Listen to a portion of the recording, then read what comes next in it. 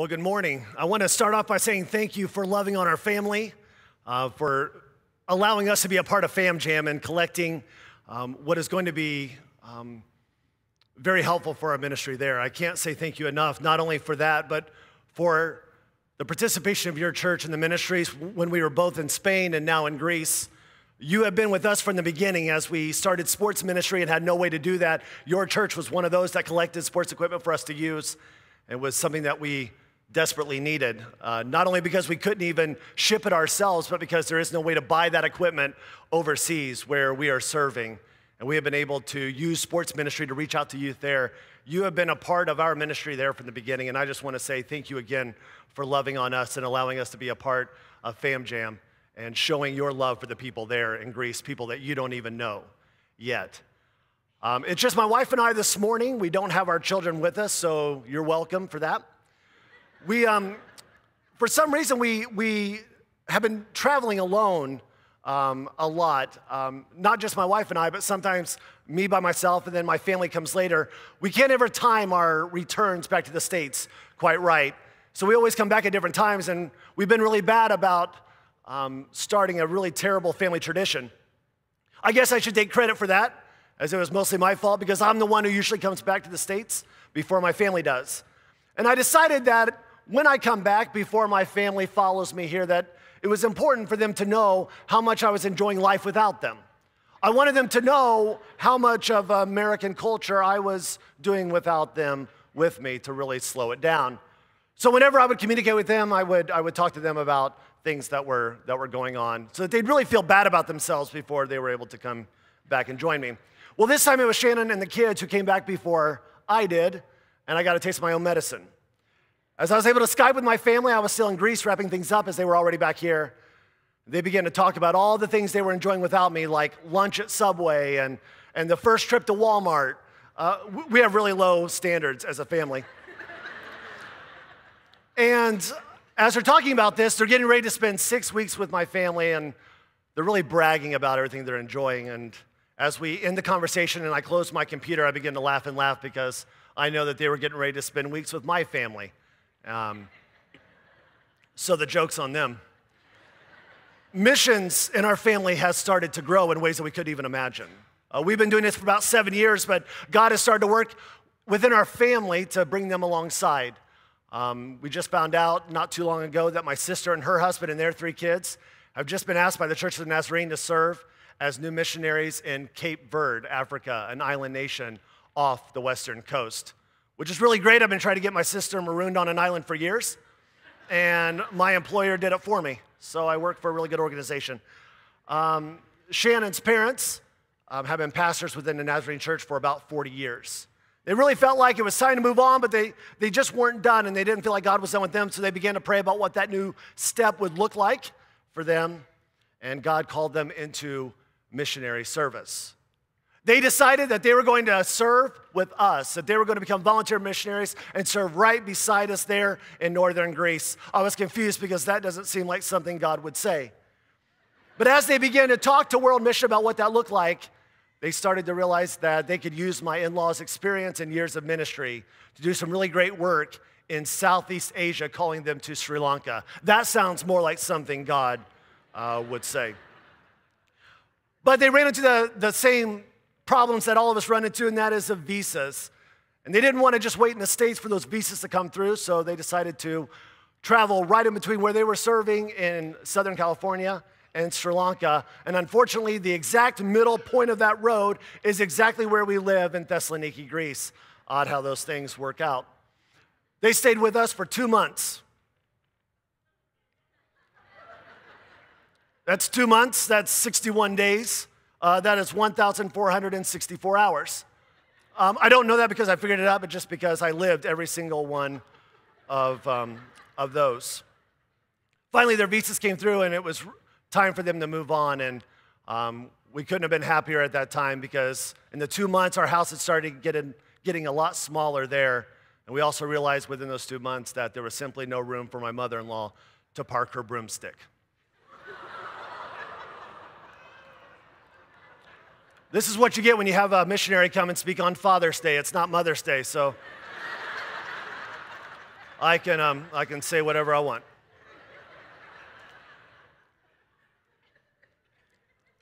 God has been doing a lot of incredible things, even in the short time that we've been in Greece. I want to tell you some of those stories of lives that have been affected, but it only seems fitting that I tell you those stories within a bigger story, a story that you already know, the story of Paul and his second missionary journey. We'll see if we can work through these. I don't know how great your Greek is, so I'm going to help you out. There at the bottom is the city of Neapolis, the city that we know as modern-day Kavala. It is the Aegean Sea that Paul and Silas begin to cross, and as they arrive on Greek soil, they realize that it's a fortified city. Everyone in the world knows about Greece. They know that it's a collection of city-states. They know that the Greeks worship all of their many gods.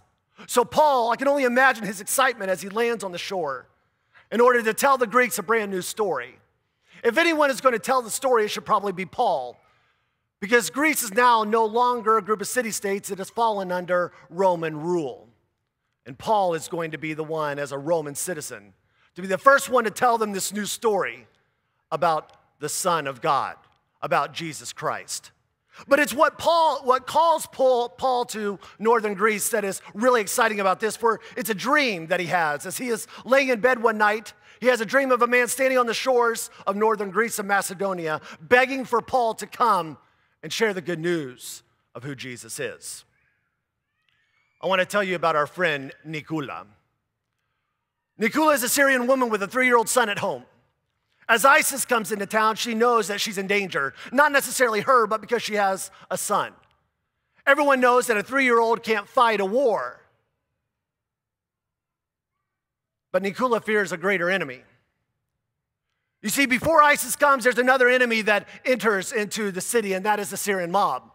The Syrian mob has realized that they can profit from what ISIS is doing. By going house to house, they can kidnap small children, especially boys, and sell them to ISIS. Now, her 3-year-old son is too little to fight, but he's not too little to kidnap and sell to ISIS and be brainwashed to be a great fighter by the time he's 8 or 9 years old. Now, the Syrian mob, they're not unreasonable. Nikula can buy back her son for tens of thousands of American dollars. She doesn't have this kind of money, so she does the only thing she knows what to do. She grabs her son and leaves toward the open sea. It's there that she finds her way to where we are serving there in northern Greece. It is there that we partner with the Free Methodist Church, and within that church, during the week, we have a drop-in center, a place where refugees can come and get a hot meal and get a hot shower and wash their clothes, things that they are not able to do there at the camp. Maria, who is Greek, she's the pastor's wife, and she is the one who provides transportation for the refugees to come to the church. She picks up Nikula and brings her there. And as Nikula begins to meet Maria, something begins to happen. When she goes back to camp and goes to sleep, she begins to have strange dreams. But her dreams are not about Maria or the rest of us who are working there at the drop-in center. Her dreams are about Mike, Maria's husband, the pastor of that church, a man that she has never met before. And in that dream, Mike is wearing a clerical collar and keeps offering Nikula bottled water to drink. And in the dream, Nikula says, "No, I don't want it." Yet Mike continues to offer it anyway. Maria picks Nikula up and brings her again to the drop-in center. Nikula asks Maria, "Who's your husband?" "He's a pastor, isn't he?" Maria, a little bit confused, explains that the drop-in center, being there at the church, is indeed a church. And Mike is the pastor there. Nikula says, "I know he's a pastor because I've seen him in my dreams, and in my dreams he keeps offering me water to drink. I keep refusing, but he keeps offering it anyway." Maria begins to get emotional and says, "What you need to realize is that while you are there, we are not only trying to help your physical needs by giving you water to drink, but we also desire to share with you the living water, the story of who Jesus Christ is." It's a dream that calls Paul and Silas to northern Greece, and it is a dream that is helping Nikula understand what it means to be a part of this new story about Jesus. Paul continues his journey going up north to the city of Philippi, the city that we know as Philippi. It is here that Paul and Silas walked the Egnatios, the Ignatian way, all the way from Constantinople to Rome. As they go through the city, there are many places where Paul can begin to share the good news of who Jesus is. But life has to be lived. So Paul and Silas begin to walk through the Roman Agora, through the marketplace, going by the booths, buying their fruits and vegetables. But it is here in the city that something begins to happen. A teenage girl begins to follow them from behind. She's not following because she wants to listen to the message. She's following because she simply wants to scream out why they're there. I have a daughter who is about to turn 13 in October. I know how annoying they can be. As she's following them from behind and screaming out, Paul can handle it for a little while. It's fine. By the middle of day 2, he's starting to get quite a bit frustrated, and by day 3, he's had his fill. Now, I don't know how many miracles have happened in the Bible. I haven't stopped to count them, and I don't know how many healings have happened out of pure frustration. But Paul, he's just done, turns around and heals the girl of the demons that are tormenting her. The problem with this is that Paul just cost someone a whole lot of money, for she is someone's slave. Paul has to answer for his crimes and is brought into the center of town, and there he is beaten with rods and thrown into prison. But it is in this prison that God appears, and at midnight there is a giant earthquake that begins to shake the bars free. Paul and Silas are free to go. The jailer knows that no prisoner in their right mind is just going to wait there in the prison cell, so he draws his sword ready to kill himself in order to save the governor from having to do it later. And Paul yells out, "Don't do it. We're all still here," giving him the opportunity to share the good news of who Jesus is with the jailer and his family. I want to share the story of Ahmad. Ahmad is the young man there in the corner. If you think that the disease of taking selfies is something that only American youth suffer from, I'm here to bring you good news. It's a worldwide phenomenon. Ahmad is there taking a picture of us as we enjoy a Greek festival. Ahmad is from Iran and left Iran when things were really bad, long before the rest of us knew how bad they were. Leaving his mother and sisters behind, he comes to northern Greece seeking asylum. However, as soon as he lands on Greek soil, he is arrested. He is put into a cell underneath the police station and is forgotten about for 2 years. There's no one there to hear his case. He gets his food every day, but he is ignored. Every time the jail officer walks by, he reaches out, trying to get his attention and explain just how bad things really are in Iran. It takes 2 years for the rest of the world to realize just how bad it is. Ahmad is finally released from jail after waiting all of that time. His release from jail is not as miraculous as the release of Paul and Silas, but his story is just as important. During those 2 years, Ahmad comes to find out who Jesus is and accepts him into his heart. But Ahmad's not done. He's so excited to be a part of the new story that he becomes a part of our local congregation there. You see, every Sunday morning when I get up to preach, I'm preaching in English because my Greek still isn't where it needs to be to give a sermon. Off to my right is the sermon translated into Greek. To the back, on this side, the service is translated into Farsi for all of our Iranian refugees, and onto this side into Arabic for all of the others. It is Ahmad who is our Farsi translator, as refugees begin to gather around him and hear the story of Jesus in their own language. But more than that, Ahmad has become a part of our Sunday night discipleship group, where I bring a group of young refugee men who have given their hearts to Christ, bringing them into our home and sharing with them even more about the Word of God and the story of Jesus, so that they can be the missionaries to go where we cannot go, that they will be the ones who can go into the refugee camps and share the story of who Jesus is. Well, Paul realizes that things in Philippi are a bust.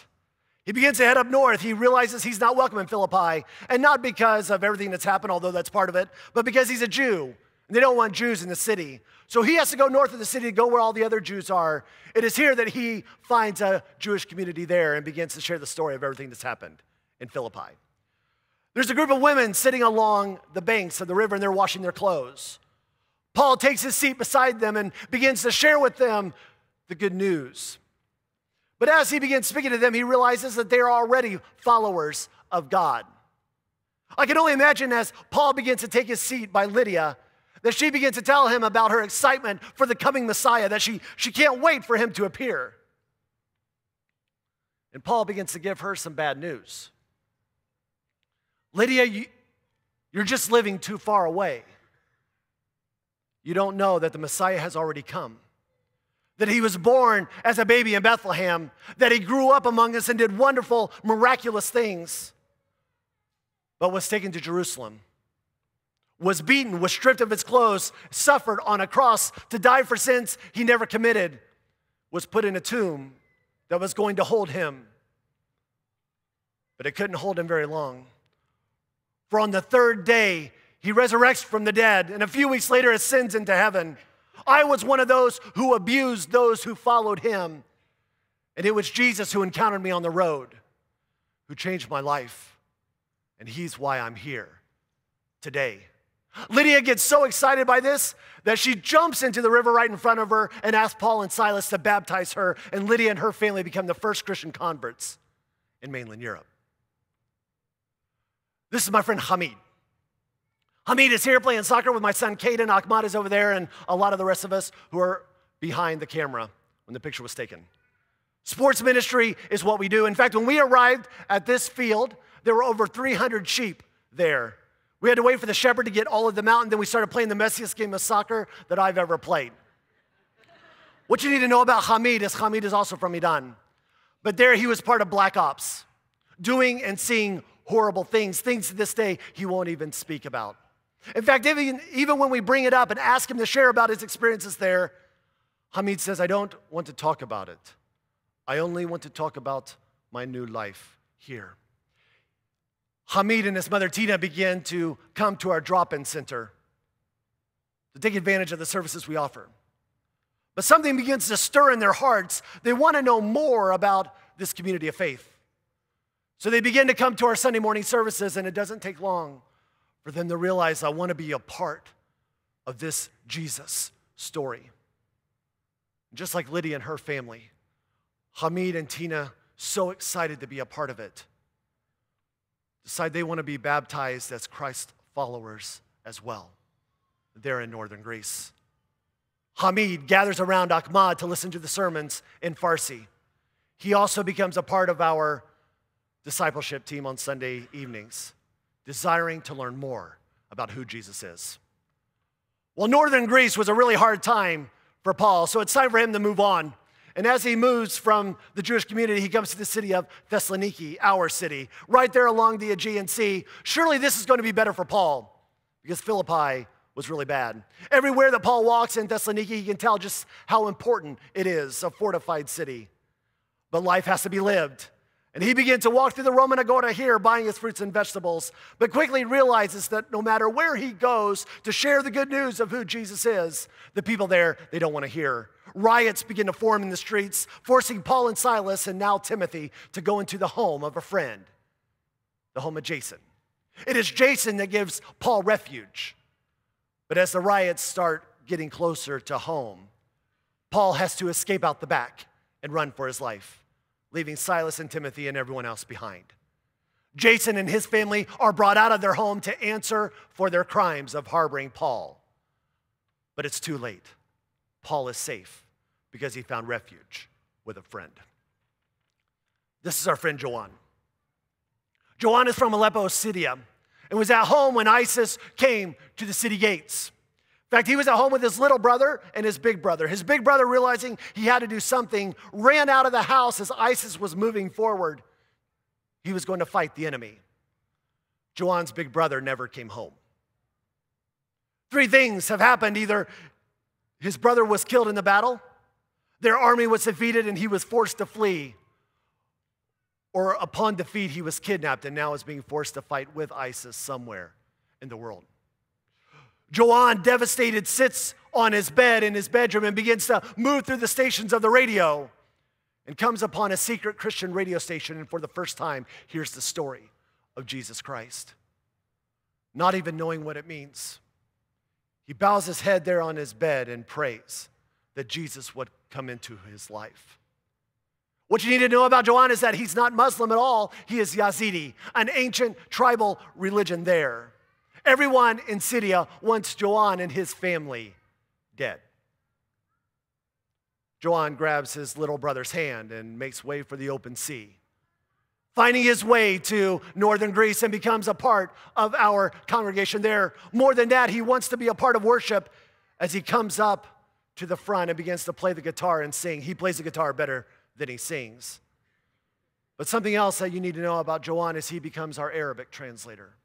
Moving to this side of the sanctuary, he gathers refugees around him, begins to translate the service into Arabic so that the other refugees can also hear the good news of who Jesus is in their own language as well. Also part of our Sunday night discipleship team, Joan desires to learn more about Jesus Christ. Paul is safe, but it's time to move on to a further destination. It is here that Paul passes a very important site in Greece, probably the most important site. As Paul looks over to his right, he passes Mount Olympus, the place where all of the Greek gods descend and meet. In fact, the mountain that you see before you today will be invisible tomorrow under the exact same conditions. The ancient Greeks believed that when the mountain was gone, it meant that the gods had descended and had blinded the mountain from human sight. I can only imagine Paul as he begins to look off to his right and begins to shake his head. That of all of the gods that the Greeks believe, the only God they don't believe in is the one true God. And he sure isn't sitting atop this mountain. Paul comes down to the city of Athena, the city of Athens. It is here that he begins to again walk through the Roman Agora, buying his fruits and vegetables with the Acropolis above him. Off to the eastern part of the city, he walks through the portico, and there in each opening, he sees another statue to another Greek god. He can read the inscription and see the powers that they hold. As he makes his way to each opening, he comes to the inn and finds that a crime has been committed, that a statue has been stolen, that all that's left is the base there. Paul bends down to read it and finds that it's the altar to the unknown God. There is no crime at all. There simply is no statue. When you worship so many gods, there's surely one that you have forgotten. Paul begins to smile. If he's going to share the good news of Jesus, he's going to use this as his example. So Paul climbs on top of a stone platform, the Bema, where all good preachers go, and begins to talk about Jesus Christ. But most of the people begin to laugh. They don't really care. They have gods of their own. Anywhere you go, even on top of the Acropolis, are temples to Apollo. The big theater productions are all about demonstrations of the power of the gods. No matter where Paul turns, he sees another monument to another Greek god. But some of the philosophers are intrigued. They want to hear more. They're going to give Paul one more chance to share a sermon. And so they invite him to climb a very important set of stairs. And it is here that Paul climbs on top of Mars Hill, on the Areopagus. With the Acropolis as his backdrop, Paul begins to give one more sermon to the Greeks, that as I was walking through your city and saw the portico, I saw the base and the inscription of the altar to the unknown God. It is this God that I want to tell you about. Again, most of the group, they don't care, they don't want to hear, but there is a group who desperately want to hear this story and come to believe in Jesus. I want to tell you the story about our friend Hamoudi. Hamoudi is a curse. He is a mistake. If you are living a life that you are supposed to be living, you don't have a son who looks like this. Hamoudi can't eat on his own. He can't sit up on his own. He can't control the movements of his body. He can't feed himself. He can't go to the bathroom on his own. He can barely sit up on his own in his wheelchair. He is a curse to his family. That's what his mother, Ghana, was told by family and friends back home. As ISIS comes into town, it's time for them to leave. Ghana pays for her ticket aboard a big rubber raft. This is where they are going to cross through the Mediterranean. They even pay a little more for life jackets, and as they get down to the dock and Ghana begins to pick her son Hamoudi out of his wheelchair and climb aboard the raft, they realize they've been lied to. There are no life jackets. They're just going to have to risk it. They find their way months later to northern Greece and come into our church for the drop-in center. Ghana walks in, pushing her son Hamoudi in his wheelchair, and as they open the back door to the sanctuary and walk in, something odd begins to happen. All of us who are working there, we begin to argue. We begin to argue over who gets to take care of Hamoudi that day. Who gets to spend time helping him eat? Who gets to sit down and talk with him and sing songs with him? In fact, the day that this picture was taken, I spent 5 hours pushing Hamoudi around in a big figure 8 there in this sanctuary, spending the time talking with him, knowing that he didn't understand a word I said. Not only because I don't speak Arabic, but even if I did, he wouldn't understand what I was saying to him. I looked at the expression on his mother's face as she watched in confusion.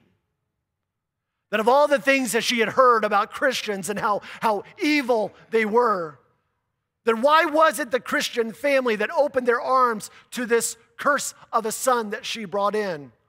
Why is it the enemy that begins to hug and love on her mistake? They had only been coming to our drop-in center for a few weeks, so we hadn't invited them yet to Sunday morning worship. We'd already gone through our worship service, and I came up to the pulpit to begin preaching that morning's sermon. And I watched as the back doors began to open, and in walks Ghana pushing Hamoudi. They were really late. They had already missed half of the service. They're going to make great Nazarenes one day. I watch as Hamoudi is being pushed by Ghana. Behind mom is mom's boyfriend, and behind mom's boyfriend is the boyfriend's wife. The three of them pushing Hamoudi come over to this side of the sanctuary and take their seats. Muslim men are allowed to have up to 4 wives. He only has 1.5, so I guess he's doing okay. But that morning's sermon was on what it means to love God with our heart, soul, mind, and strength, and what it truly means to love our neighbors as we do ourselves. It was my last Sunday preaching before coming home here to the U.S., and I watched as mom's boyfriend came in, this time sitting on this side with only his wife, as they are trying to understand what it means to be a part of this family of the unknown God. Paul has one more stop to make. After leaving Athens, he heads and finds his way over to the city of Corinthos, the city that we know as Corinth. It is here that again he walks to the Roman Agora, picking up his fruits and vegetables, but quickly learns that Corinth is a city with its own God. They're not going to be interested in hearing the story of Jesus either, because there in the middle of town is the temple to Apollo. That is their God. It's not going to stop Paul as he goes to the synagogue there and still begins to tell the story of Jesus, but they're so mad that they have Paul arrested. They bring him here to the marble bema, chain him to it. He is forced to look up at the magistrate there and answer for his crimes. There's only one problem. The magistrate, he hates Jews. He doesn't care. This is a war of words. They are a waste of his time. He orders that Paul be released from the bema. The people at the synagogue are so angry, they grab their own pastor, they chain him to the bema instead, and he gets Paul's flogging. Paul is safe again. But as he begins to walk through the street, Paul begins to realize that Corinth has a deep, dark history.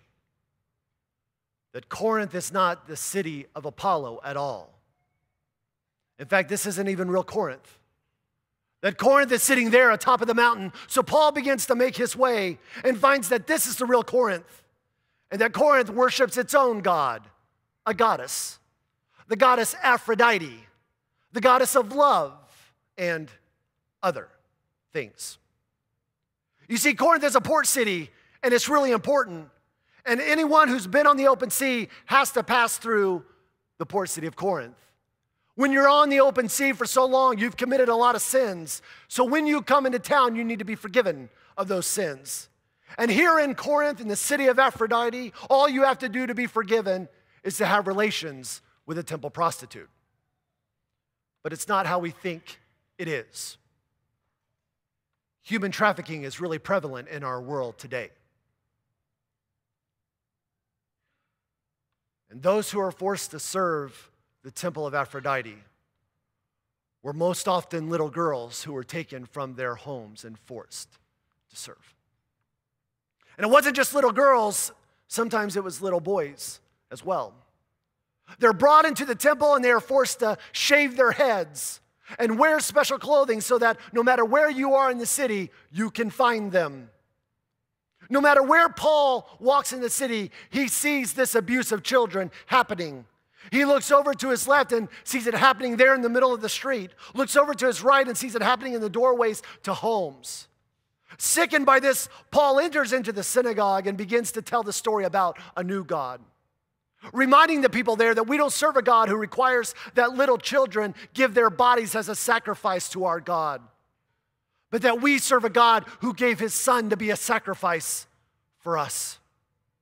That we serve a God who doesn't require that we just give and do horrible things to our offspring, but that we serve a God who, when he came, opened up his arms and said, "Let the little children come to me," as he hugs them and protects them. But something unexpected begins to happen. As Paul is speaking, the back doors of the synagogue begin to open, and in walk little boys and little girls with shaved heads. They want to hear the story about this God as well. And as they walk in, we all begin to turn and look. We all know what they've been up to. Their little bald heads give it away. We know the kind of life they have been living. The children know that they stand out, and they are truly ashamed. There's only one problem. Paul is a misogynist. He's a woman hater, right? Even in his letter to the Corinthians in chapter 11, Paul has the audacity to tell these beautiful Greek women with long flowing black hair that their hair is not their glory, and that when they come to the altar to pray, they need to cover it up. Paul must hate women. But you got to know the story. You see, as these children begin to hear the story about a God who loves them, they can't help themselves. They want to be a part of this new story of a God who gives himself for us, not ours for him. And they begin to come and want to pray here at the altar. As they come, Paul's sermon begins to change even more. That all of us here who have a relationship with Christ, who have invited God to live within us, we have all been forgiven for sins that we have committed. Some of those sins are really big, and some of those sins are small. There are going to be people who walk in with little shaved heads who have had to do horrible things in their lives. They are going to want to come and accept this free gift of God's grace, but they're going to be ashamed as they do. They're going to walk down this aisle and want to come to the altar to pray, and when they do, because they're so ashamed, they're going to cover their little heads. It's going to be easy for those of us up here in the front to judge. We don't have that big sin in our lives.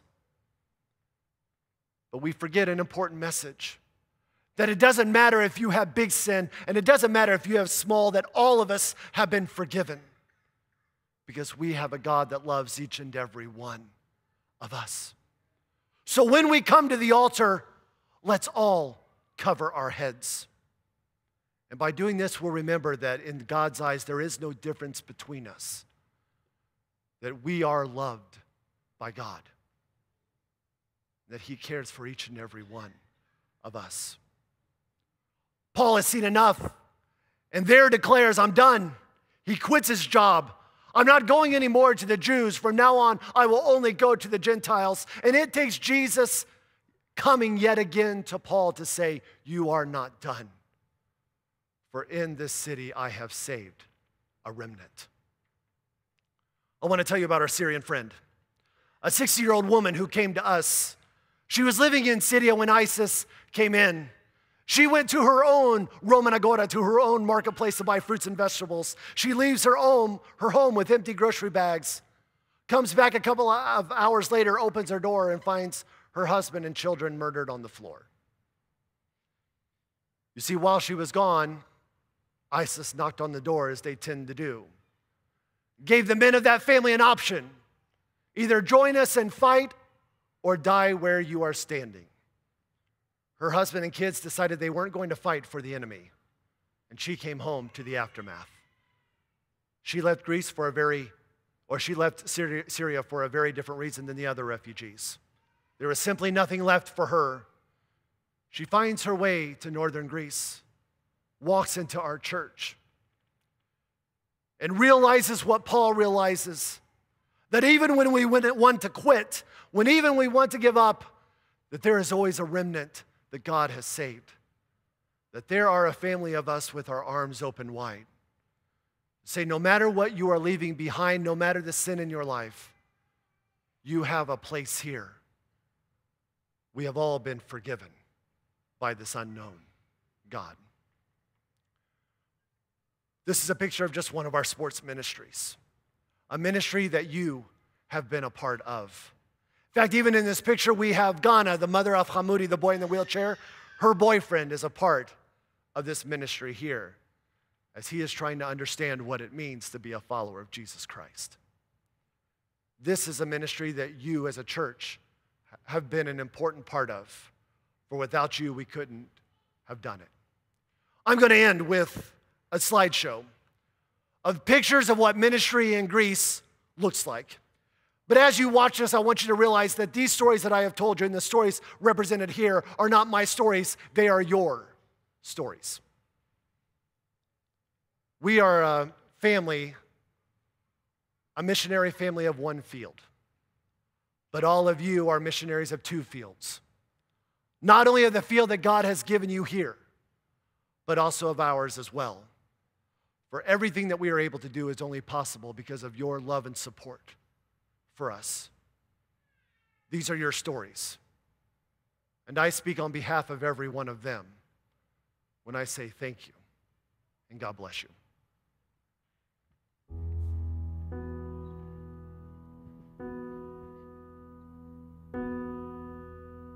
There's no smoke without reason.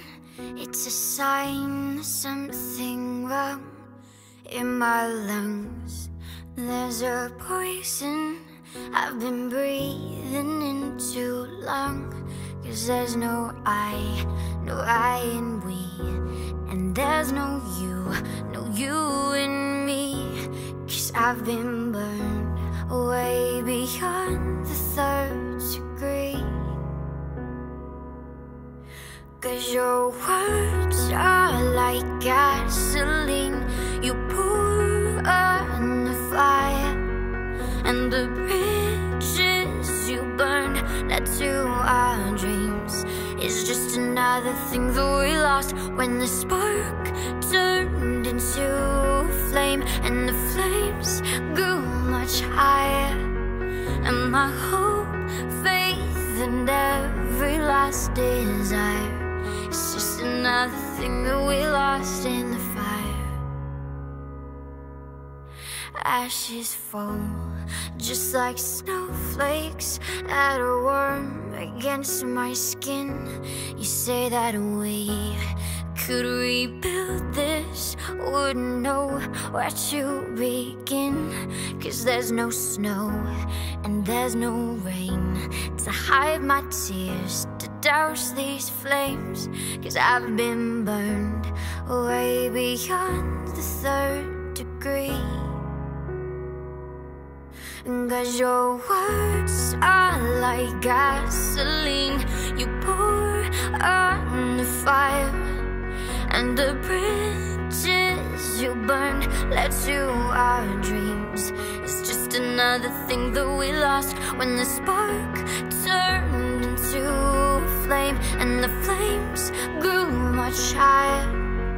And my hope, faith, and every last desire, it's just another thing that we lost in the fire. Just another thing that we lost, chasing shadows, going nowhere, round in circles. Nothing left to say.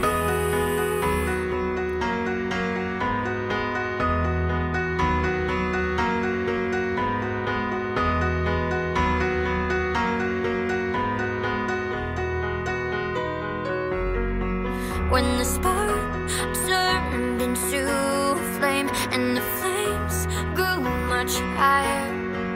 And my hope, faith, and every last desire, it's just another thing that we lost in the fire. Just another another thing that we lost in the fire. Just another thing that we lost.